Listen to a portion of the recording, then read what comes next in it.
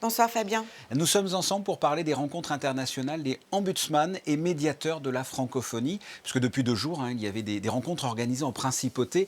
Avant de rentrer dans le vif du sujet, qu'est-ce que les ombudsman, déjà je ne sais pas si je le dis bien, et les médiateurs de la francophonie? Globalement, les ombudsman et les médiateurs, ce sont, comme le Haut-Commissariat à Monaco, des institutions de protection des droits qui viennent en aide aux citoyens dans leur rapport avec les pouvoirs publics et qui peuvent être chargés d'autres missions spécifiques comme la défense des droits de l'enfant ou la mission de lutte contre les discriminations, comme c'est notre cas à Monaco.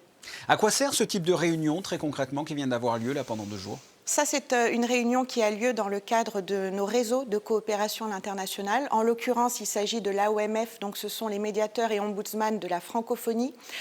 En 2008, j'ai été élue pour occuper un siège au conseil d'administration de ce réseau francophone. Et en fait, il me tenait à cœur, quand j'ai fait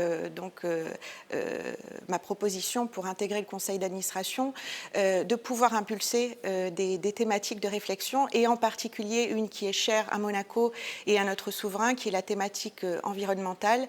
Et c'est pourquoi nous avons porté pendant plusieurs mois le projet de tenir cette grande réunion autour d'un sujet assez prospectif, qui est la protection des droits des générations futures. Et l'idée était de nous interroger par rapport aux évolutions qui ont lieu en ce moment, par rapport à la nécessité d'agir urgemment contre le changement climatique, de prendre en compte l'urgence environnementale. Comment est-ce que nous, protecteurs des droits, qui œuvrons au quotidien pour la défense des droits individuels des citoyens, on pouvait s'inscrire dans cette mouvance pour commencer à sensibiliser autour de la prise en compte d'un intérêt plus collectif, qui est l'intérêt général des générations à naître, donc des générations futures.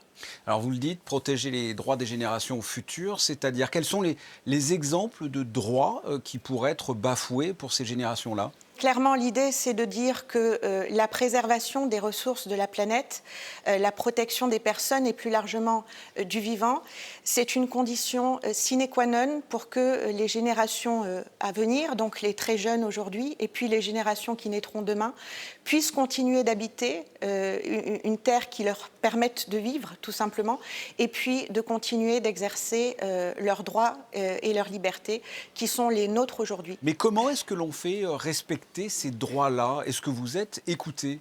C'était tout l'objet de nos discussions, c'était de savoir comment on pouvait se positionner par rapport aux associations militantes, par rapport aux collectifs citoyens, par rapport à la justice qui commence maintenant de plus en plus dans un nombre grandissant de pays à suppléer l'inaction des États en les contraignant à accélérer les mesures de lutte contre le réchauffement climatique. Comment est-ce que nous, qui sommes porteurs de la voix des citoyens, des particuliers, on pouvait agir par rapport à cette problématique. Mais l'optique, c'était vraiment de sensibiliser autour de cette urgence et de la nécessité d'avoir un maillage d'organes, d'institutions qui puissent faire prendre en compte l'intérêt des générations futures dans les politiques publiques telles qu'elles sont mises en œuvre aujourd'hui. La seconde journée était consacrée aux enjeux liés à la protection des droits fondamentaux en période de pandémie. En quelques mots, c'est-à-dire?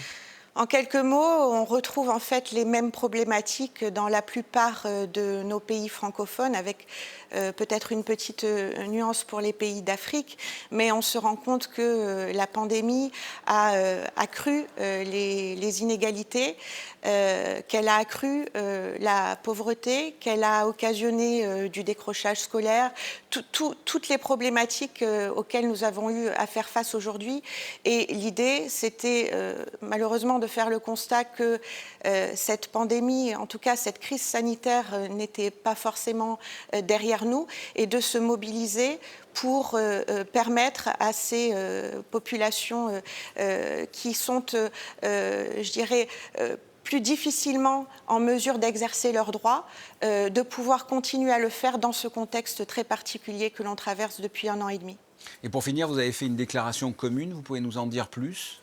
Ce qu'on a souhaité faire, c'est nous s'engager à notre niveau, à avoir une montée en compétences sur les instruments et les outils juridiques qui sont aujourd'hui mobilisables pour permettre d'avoir une lecture, je dirais, prospective et transgénérationnelle des droits fondamentaux qui sont consacrés aujourd'hui.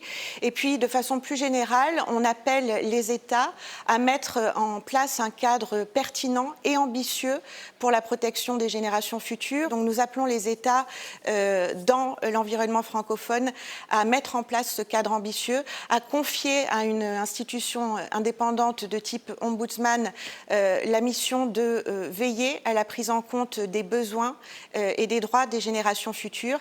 Et puis il y avait un projet qui avait été évoqué par les États à la fois au sommet de la Terre de Rio en 1992 et puis de Rio+20 en 2012, qui était d'instituer au niveau onusien un haut commissaire pour les générations futures, parce qu'on est vraiment sur des problématiques qui sont interétatiques, qui sont planétaires. Et donc on appelle aussi à cette représentation au niveau onusien. Voilà ce que l'on pouvait dire de ces 2 journées de rencontres internationales des ombudsman et médiateurs de la francophonie. Anis Wood, merci. Merci Fabien.